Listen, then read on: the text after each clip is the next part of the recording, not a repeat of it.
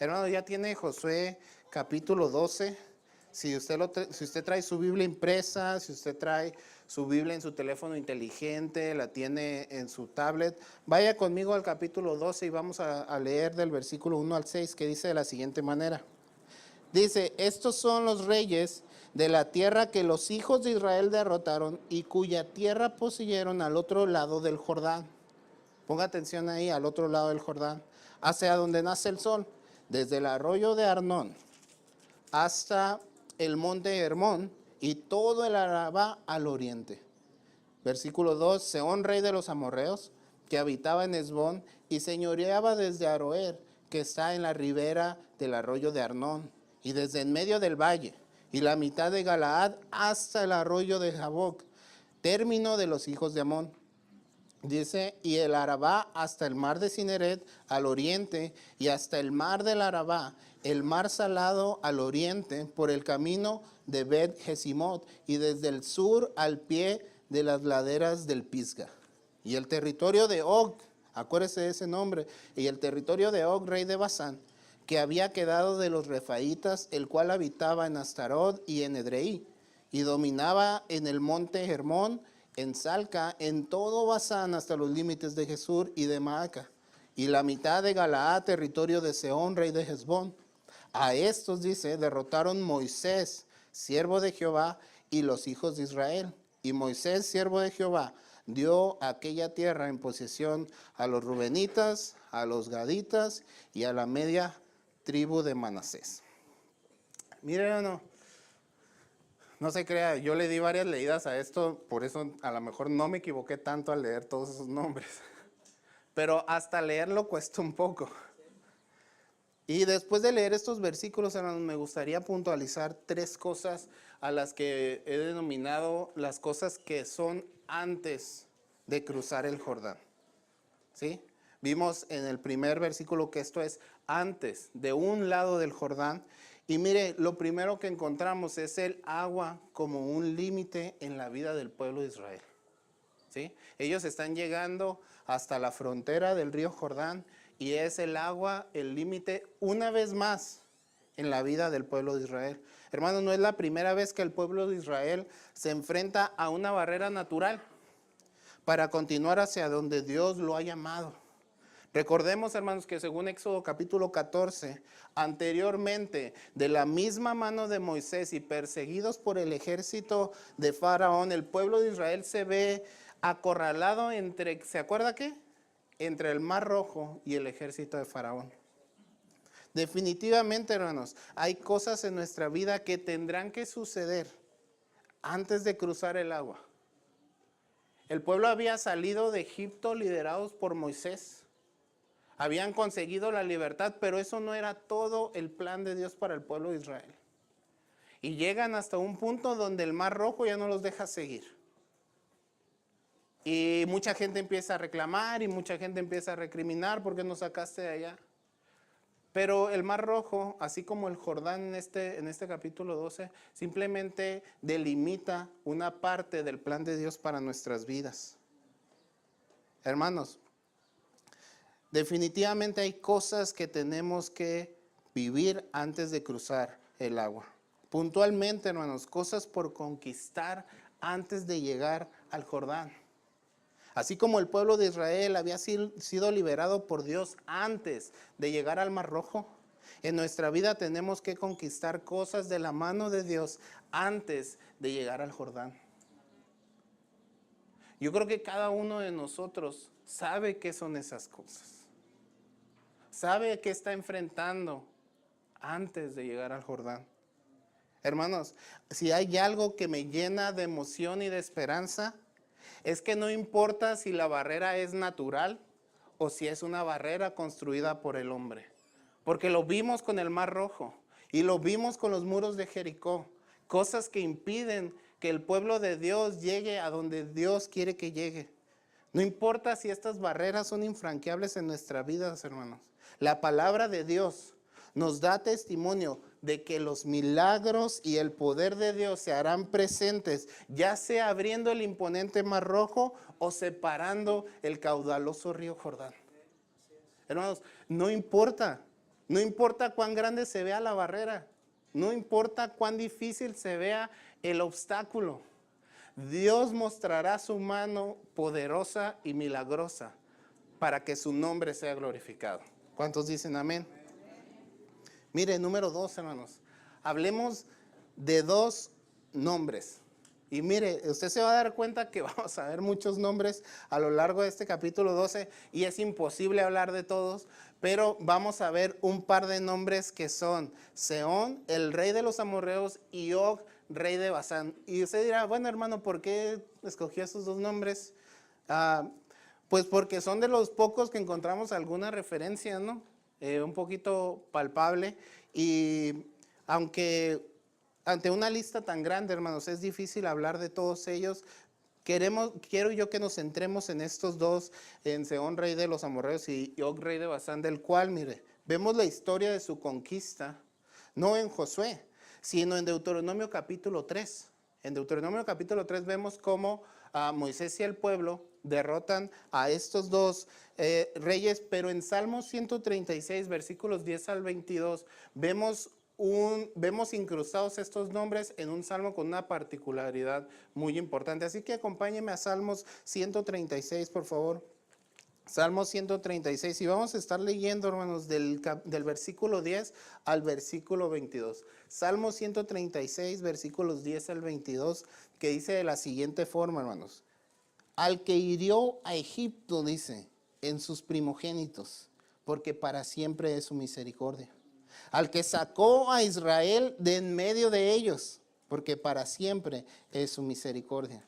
Con mano fuerte y brazo extendido, porque para siempre es su misericordia. Al que dividió, dice, el mar rojo en partes, porque para siempre es su misericordia. Al que hizo pasar a Israel por en medio de él, porque para siempre es su misericordia. Versículo 18, 15, y arrojó a Faraón y a su ejército en el mar rojo, porque para siempre es su misericordia. Al que pastoreó a su pueblo por el desierto, porque para siempre es su misericordia. Al que hirió a grandes reyes, porque para siempre es su misericordia. Y mató a reyes poderosos, porque para siempre es su misericordia. Dice, a Sehón, rey amorreo, porque para siempre es su misericordia. Y a Og, rey de Basán, porque para siempre es su misericordia. Y dio la tierra de ellos en heredad, porque para siempre es su misericordia, en heredad a Israel su siervo, porque para siempre es su misericordia. Se parece un poco al relato de Josué capítulo 12, ¿verdad? Se parece un poco a lo que está narrando el escritor ahí. Y es porque ha sido tomado de Deuteronomio capítulo 3. Y podemos ver cómo estos 2 nombres, estos nombres de estos reyes están incrustados en un salmo que lo único que buscan, hermanos, es dar la gloria a Dios. Es que se conozca el nombre y el poder de Dios y la manera en cómo Él actuó para cumplir su promesa al pueblo de Israel. Y entre ese cumplimiento se encuentra la derrota de estos 2 reyes. Yo estaba leyendo y investigando un poco acerca de Og, rey de Basán, y dice que era un hombre gigante. Habla hasta de su cama, que era grandísima. Pero no importa, hermanos, el tamaño del enemigo. Ese enemigo caerá derrotado con todo el poder descrito en Salmo 136. Hermanos, los nombres de estos reyes se encuentran plasmados en un salmo que glorifica a Dios en su totalidad y que deja ver su enorme poder, hermanos, no solo para conquistar en batalla, sino para realizar milagros y sostener a su pueblo durante todo el proceso antes de cumplir su pacto con ellos. Porque dice que los sacó de Egipto, dice que los pastoreó en el desierto y dice que abrió el mar rojo para ellos. Hermanos, las cosas no han cambiado al día de hoy. Ese poder con el que Dios sostuvo al pueblo de Israel es el mismo poder con el cual nos sostiene ahora. Hermanos, al leer la lista de este capítulo 12 debemos ser capaces de observar que aunque Moisés y Josué fueron quienes comandaron estas conquistas, fue precisamente Dios quien les entregó la victoria, en aras de cumplir su pacto con su pueblo, siendo fiel a su promesa de darles una tierra para poseer. Podemos pensar que Dios nos está utilizando debido a nuestras capacidades y habilidades. No podríamos estar más lejos de la realidad. Si Dios está usando nuestra vida, es para glorificarse y para que su nombre sea exaltado, hermanos. No hay ningún otro motivo. Dios entregó la victoria a Moisés y a Josué, no porque eran los mejores, es porque Él es fiel. Él es fiel, hermanos. Número 3, hermanos. Moisés de un lado y Josué del otro. Vemos cómo los primeros versículos nos dicen que esos territorios fueron conquistados de la mano de Moisés y del pueblo. Pero unos versículos más adelante nos vamos a dar cuenta que es Josué quien comanda las siguientes batallas. Y mire, estando tan avanzados en el libro de Josué, pues uno no se espera que encontrar el nombre de Moisés inscrito ahí. A esas alturas del partido, bueno, ya todo se centra en la vida de Josué y del pueblo de Israel. Pero es curioso notar, hermanos, que aunque Moisés fue el hombre que Dios utilizó para recordar al pueblo su promesa cuando estaban en Egipto, para liberarlos de la esclavitud que tenían, no fue Moisés quien adentró al pueblo en la tierra prometida. No fue él. En los versículos finales, hermanos, del mismo capítulo de Deuteronomio 3, se describe la negativa de parte de Dios para que Moisés cruce el Jordán con el pueblo. Y es en esos versículos donde podemos ver la elección de Josué como el idóneo para llevar al pueblo a la tierra prometida. Miren, hermanos, Dios en su fidelidad va a cumplir su promesa. Eso es algo que tenemos que tener bien claro. Pero este cumplimiento, hermanos, el cumplimiento de la promesa de Dios no está condicionado, no está obligado a llevarse a cabo por la capacidad u obras de una persona. Por lo que las personas o los hombres han hecho antes. Dios no se debe a ningún hombre. Dios es soberano y llevará a cabo su plan eterno con nosotros, sin nosotros o a pesar de nosotros, hermano. Y a lo mejor mucha gente dijo, ¿cómo que Moisés nos va a llevar a la tierra prometida? Si yo ya había hecho un trato con él para que me diera las mejores tierras. Ahora, ¿cómo que va a ser Josué? ¿Y qué le voy a decir? ¿Y qué trato voy a hacer con él? Que los cambios que Dios designe a través de nuestra vida no nos convengan, no cambia la soberanía de Dios. Dios no va a actuar por lo que nosotros queramos, sino por lo que Él ya definió, dice Efesios, antes de la fundación del mundo. Puede no gustarnos la voluntad de Dios, el plan que Él tiene. Pero ¿sabe una cosa? Ese plan es perfecto y es eterno. Hermanos, estoy plenamente convencido de que Moisés quería entrar a la tierra prometida, tanto así que se lo pide a Dios en ese capítulo 3 de Deuteronomio. Incluso, más de alguno pensaría que Moisés tiene los méritos para entrar ahí. Oye, regresó a Egipto, dejó todas sus comodidades y guió al pueblo hasta donde Dios lo dejó llegar. Creemos que hizo lo suficiente. Pero es Dios, hermanos. Es Dios y su soberanía quien determina eso y no nosotros. Es Dios y su soberanía quien determina quién sigue y quién no. Y no nuestro concepto de méritos o de justicia.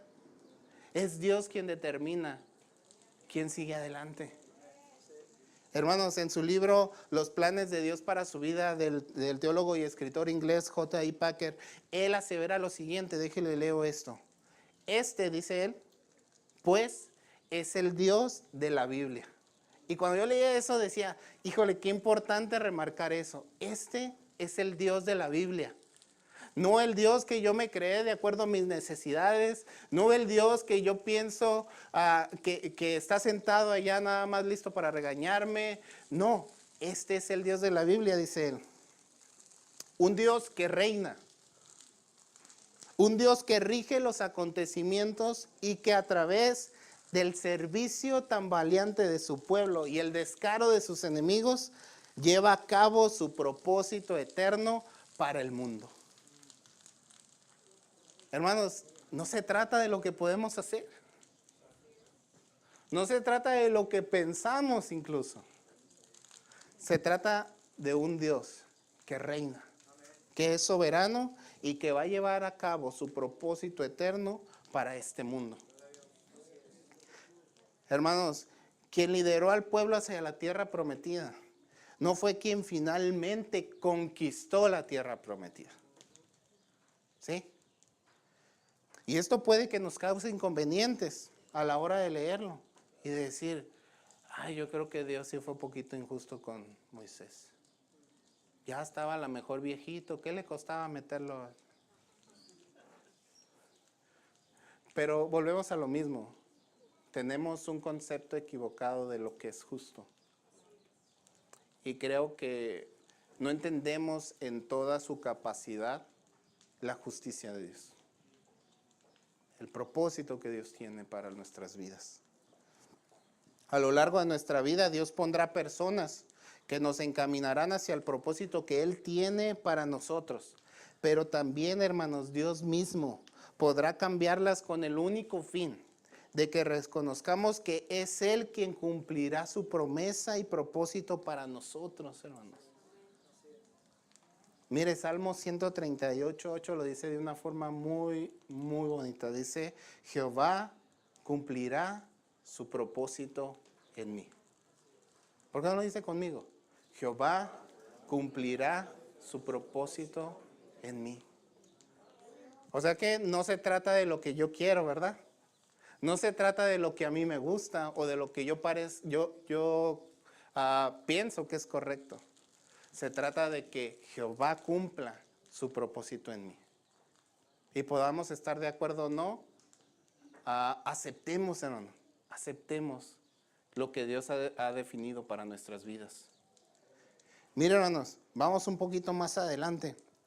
Regresamos a Josué capítulo 12, pero ahora vamos a los versículos 7 al 24.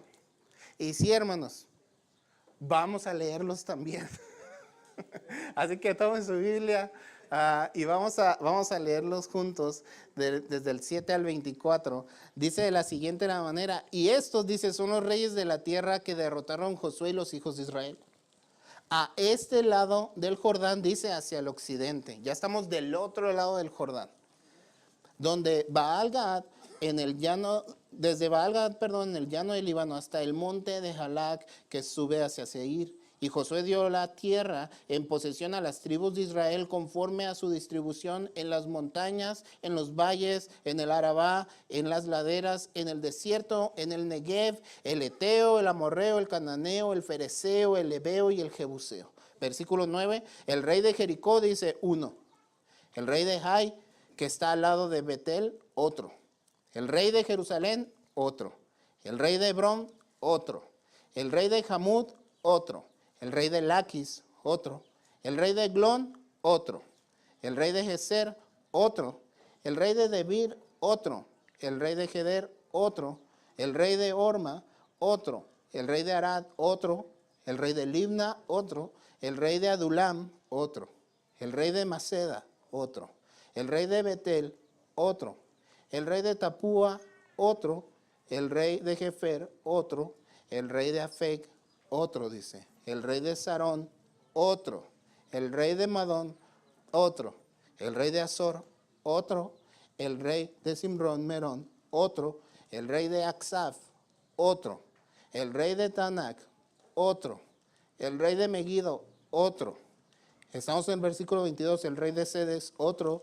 El rey de Jocneam del Carmelo, otro. El rey de Dor, de la provincia de Dor, otro. El rey de Goim en Gilgal, otro. El rey de Tirsa, otro. 31 reyes por todos. Y uno dice, bueno, era necesario nombrarlos a todos. Era necesario escribir todos esos nombres. Todos esos reyes. Hermano, en estos versículos quiero hablarle de lo que pasa del otro lado del Jordán. Que si nosotros lo comparamos, pues hay ciertas diferencias entre lo que se logra de un lado del Jordán y lo que se logra del otro. Hay diferencias de lo que se vive de un lado del Jordán y de lo que se vive del otro lado del Jordán. Hay diferencias en cuanto a lo que se pelea de un lado del Jordán y lo que se conquista del otro lado. Hermanos, de igual forma que con los primeros versos me gustaría resaltar algunas ideas, pero ahora cruzando el Jordán. Primeramente, el Jordán como un parteaguas en nuestras vidas, hermanos. Al leer estos versículos, hermanos, y sobre todo la frase en el versículo 7 que dice, y estos son los reyes de la tierra que derrotaron Josué y los hijos de Israel, dice, a este lado del Jordán, hacia el occidente. Nos pone en perspectiva, hermanos, de un antes y un después en la vida del pueblo de Israel. Está completamente delimitado por el Jordán. Algo que había pasado anteriormente y que probablemente no tiene ninguna relación con lo que va a pasar después. Hay un giro completo. Hermanos, de un lado fueron liderados por la experiencia y el conocimiento de Moisés. Del otro lado, por la juventud y la disposición de Josué. De un lado peregrinaron y esperaron. Del otro lado obedecieron y conquistaron. De un lado del Jordán, hermanos, las victorias fueron pocas. Del otro lado fueron de victoria en victoria. ¿Nota usted la diferencia en la vida del pueblo de Israel? Y yo creo que en algún punto de nuestra vida nosotros tenemos que encontrar el Jordán. Algo que marque un antes y un después. Algo a donde referirnos y ver cómo era nuestra vida, cómo lo es ahora. De la misma forma, hermanos, que para el pueblo de Israel las cosas fueron distintas de uno y de otro lado del Jordán, en nuestra vida misma podemos identificar el Jordán que cruzamos, que marca un antes y un después para nosotros. ¿Qué ha sido eso, hermano? Que Dios te ha permitido vivir y que cambió radicalmente lo que tú crees, lo que tú piensas, lo que tú haces. Y que no se puede comparar con lo que estás viviendo hoy. En nuestra vida espiritual, hermanos, es posible que estemos en un lado del Jordán, donde nuestro fruto a lo mejor está siendo a cuentagotas como las victorias que obtuvo el pueblo de Israel. Porque hay una gran diferencia, ¿verdad? De un lado y de otro. Son, si no estoy mal, 29 de uno y 2 del otro lado. O sea, hay una diferencia grande.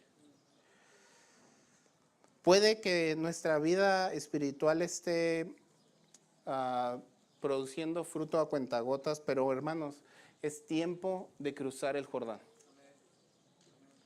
Es tiempo de cruzar el Jordán. Es tiempo de escuchar la palabra de Dios, hermanos. Pero no solo eso, es tiempo de ponerla por obra para producir fruto, como dice Marcos 4:20, al 30, al 60 y al 100 por uno. Pero eso no va a pasar de aquel lado del Jordán. Eso va a pasar después.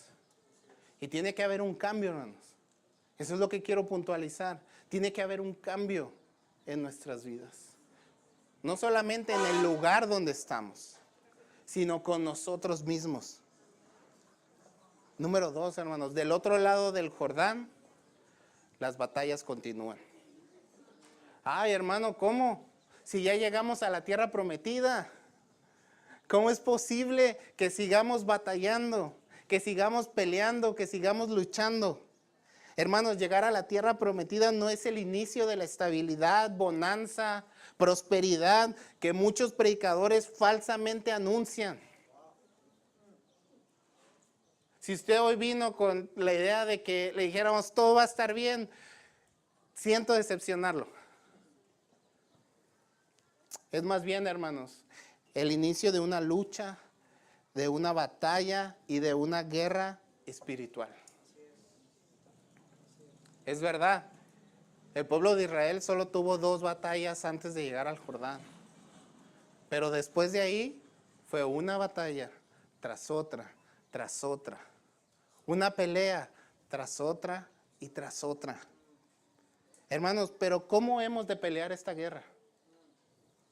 ¿Cómo hemos de pelear esta batalla? Mire, recuerdo que al inicio de nuestra serie que terminamos recién el día miércoles, basada en el libro de Efesios, el pastor comentaba que había un paralelismo entre la carta de los Efesios y el libro de Josué. Y yo creo que en este punto encaja perfectamente, hermanos. En Efesios capítulo 6, de los versículos 12 al 18, el apóstol Pablo advierte, hermanos, que el cristiano verdadero, ¿sí? El cristiano verdadero tiene una lucha constante, no contra personas, hermanos, no contra sus hermanos, no contra su familia. Porque luego pensamos que la lucha es contra mi prójimo. No es así, hermanos. Hay una lucha, dice el apóstol Pablo, contra principados, contra potestades, contra los gobernadores de las tinieblas de este siglo y contra huestes espirituales de maldad en las regiones celestes. Esa es la guerra y la pelea que se debe luchar. No entre nosotros. Ya mejor me voy a salir de lo de nosotros, ¿no? Okay. Hermanos, cuando leemos esto nos damos cuenta que hay diferentes batallas por luchar, así como las tuvo Josué una vez que cruzó el Jordán con el pueblo. Hay diferentes áreas y territorios por conquistar y para cada una de ellas, hermanos, encontramos piezas específicas de una armadura que es necesario portar. Hermanos, imagínense que un soldado va a la guerra sin su casco. Imagínense que un soldado va a la guerra sin su arma. No es opcional. La guerra, las batallas no son opcionales. Así que vistamos completamente la armadura de Dios listada en Efesios capítulo 6. Hermanos, ¿queremos hacerle frente a algo? Porque luego somos bien valientes y decimos, yo quiero entrarle a los trancazos. ¿Queremos hacerle frente a algo? Hagámosle frente a la mentira y a la injusticia, vistiendo la verdad y la coraza de justicia, hermanos. ¿Queremos destruir algo? ¿Queremos destruir fortalezas del enemigo? Destruyamos las ideologías y conflictos calzados con el evangelio de la paz. ¿Queremos detener algo? Hermanos, detengamos los dardos de la incredulidad protegidos con el escudo de la fe. ¿Queremos, hermanos, conquistar algo? ¿Queremos conquistar algo? Conquistemos las almas perdidas portando el yelmo de la salvación y utilizando, hermanos, con maestría la espada del Espíritu que es la palabra de Dios, hermanos. Ay, hermanos, yo creo que ya mejor no le quiero entrar.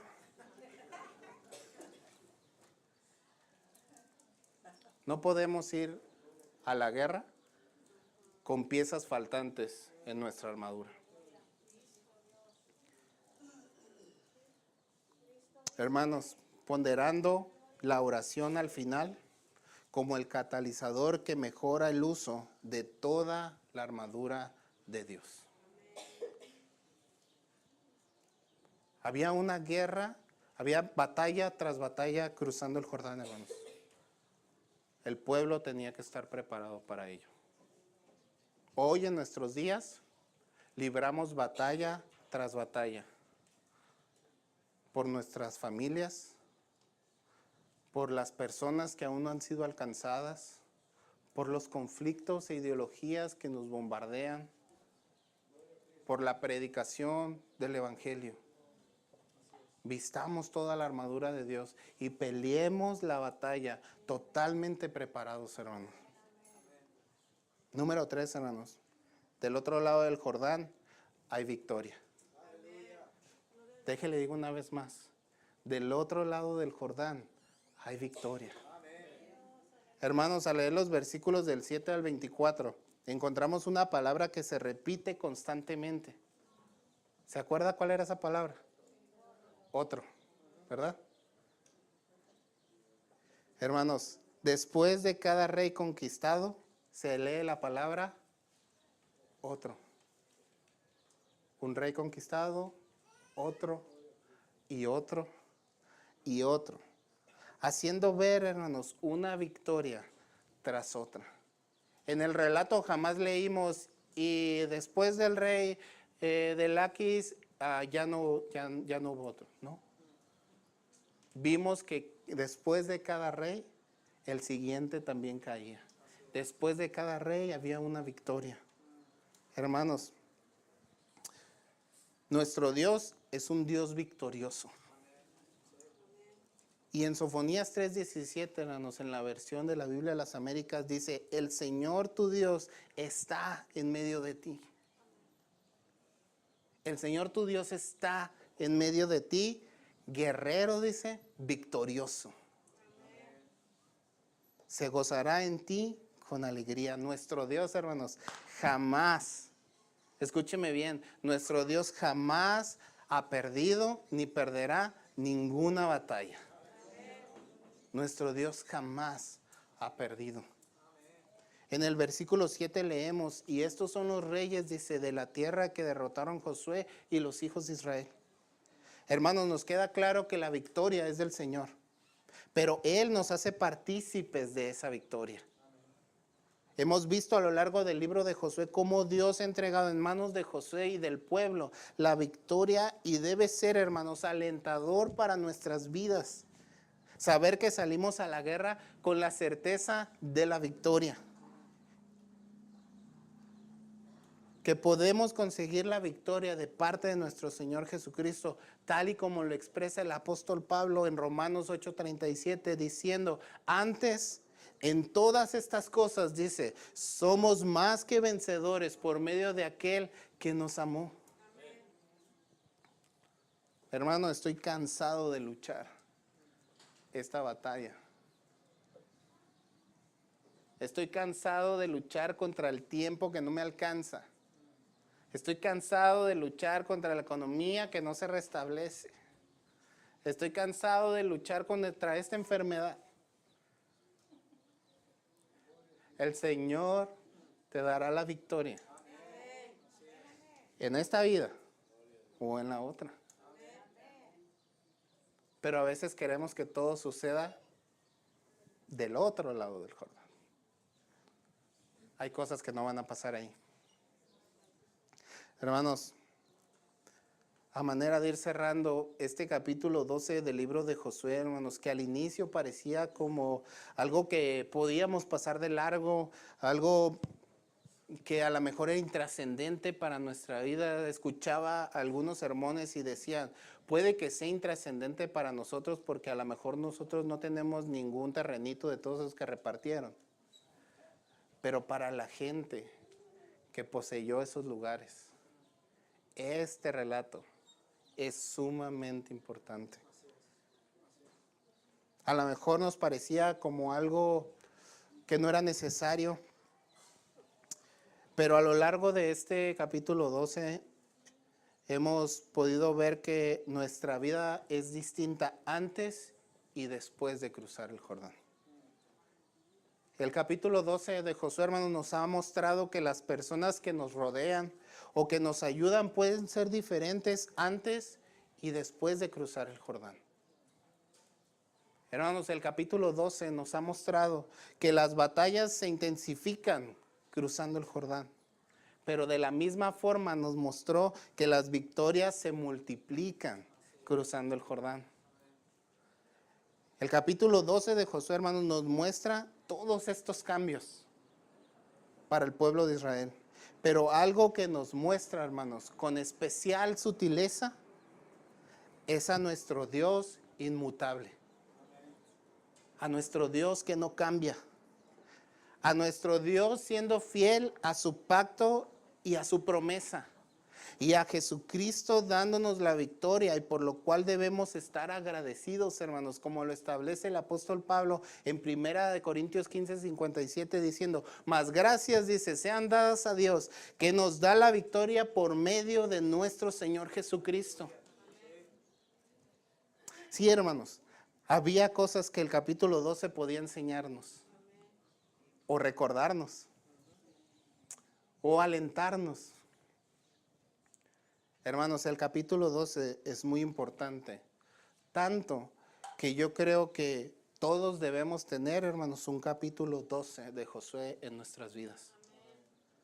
Un escrito, hermanos, que resuma el crecimiento de nuestra vida espiritual, en el que se reflejen a lo mejor las batallas que hemos tenido que luchar, y que también reflejen un parteaguas en nuestras vidas, que refleje las conquistas que Dios nos ha dado, que refleje un antes y un después de Cristo en nuestras vidas, hermanos. ¿Con qué fin, hermanos? Con el único fin, hermanos, de retomar aliento cuando lo leamos. Con el único fin de afrontar de una mejor manera aquello que está por venir. Pero sobre todo, hermanos, para que el día que ya no estemos en esta vida, quede un testimonio para las futuras generaciones de cómo Dios cumplió su promesa y su propósito en nosotros y nos llevó de victoria en victoria.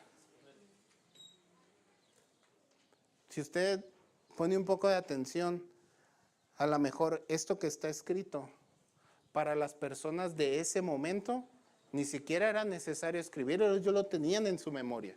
Ellos sabían exactamente, habían estado en cada una de las batallas.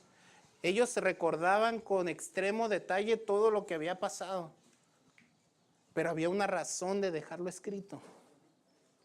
Había una razón de que estuviera ahí. Y no era para ellos, era para los que venían después. Era para que los que venían después pudieran regresar y leer eso y darse cuenta cómo Dios había sido fiel con su pueblo y cómo Dios les había dado la victoria. No con uno, no con dos, con 31 reyes, dice. Hemos de dejar escrito un capítulo 12 de Josué para nuestras futuras generaciones, hermanos. ¿Por qué no se pone de pie?